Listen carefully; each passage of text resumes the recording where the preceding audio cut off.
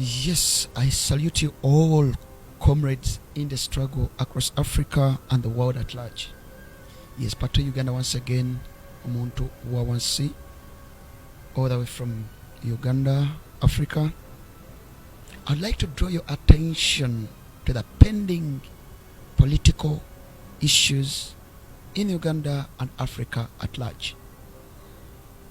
I've always witnessed a number of African countries, day in, day out, week in, week out. They tend to organize, invest a number of resources in staging events of celebrating the so-called independence. But today I would like to draw your attention to the so-called independences in the number of African societies today. You may agree with me or you may disagree with me, which is normal, but I must admit that there is existence of modern day colonialism in Africa and most of the developing countries in the world. Way back, it was entirely the Western forces, the European countries that controlled, that influenced the political, social, and economic affairs of the African continent. But in the modern day society,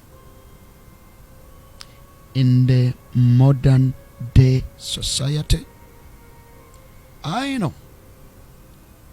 the Western countries still have an indirect and direct hand in the political, social, and economic affairs of the black continent.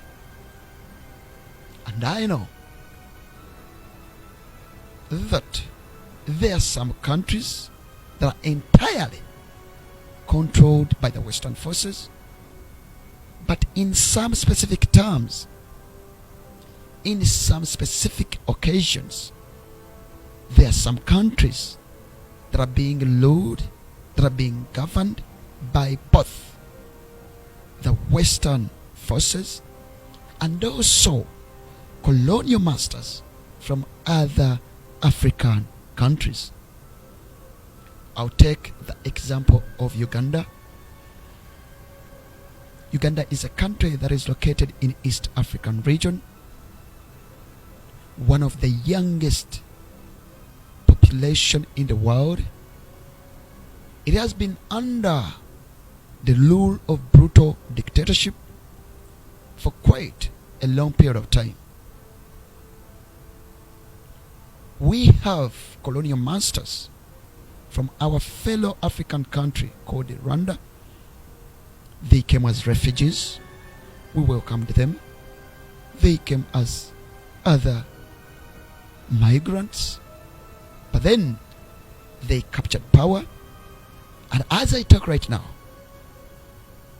they preside over the political, social, and economic affairs of the Republic of Uganda. These are individuals without any single record of having any root in Uganda. Their origin is well known. Their roots is well known. They are citizens of the country called Rwanda, but they preside over the affairs of the country called Uganda. They operate with brutality. They operate with violence. And I know they have been aided by the beneficiaries of this extreme violence against the people of Uganda. The so-called beneficiaries are the Western countries, European countries, the so-called international human rights organizations that keep on extending, that keep on facilitating the brutality, the violence, the injustice, and the violation of the rights of many Ugandans in Uganda and even beyond the boundaries of the country called Uganda.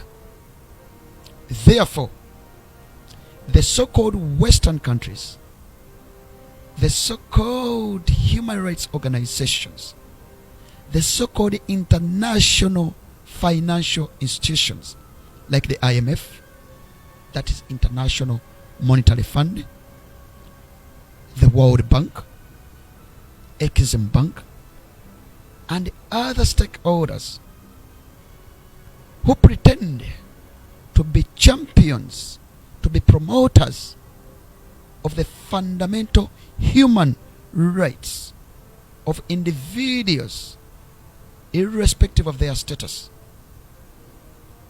have been part and parcel of the system that is brutalizing, that is violating the fundamental rights of Ugandans.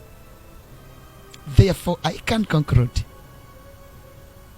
that these Western forces, the European countries like Britain, Netherlands, Sweden, Germany, America, the United Nations organizations, financial institutions at the global level have justified and normalized the extreme violence of the current brutal regime in Uganda against the innocent million Ugandans in East Africa. I therefore state that to solve the political, socio-economic problems of Uganda, Ugandans must rise up, Ugandans must stand, Ugandans and all the stakeholders must fight against the social injustice, against the tribal politics that is being conducted by the current brutal regime in Uganda. In doing so, we must focus on building democratic systems, national unity, building effective systems that work for the will of Ugandans and not against the will of Ugandans. And therefore would like to question and also caution the United States, the European member states, and the international human rights organizations, as well as financial institutions at the global level, that as you continue to extend military aid, donations, financial aids to the current brutal regime in Uganda, you're not only justifying the extreme violence against the fundamental human rights in Uganda, but you're also normalizing the impunity of the current brutal regime. Stand up Uganda, stand up Africa against the modern day colonialism in Uganda, in Africa, and the developing world at large.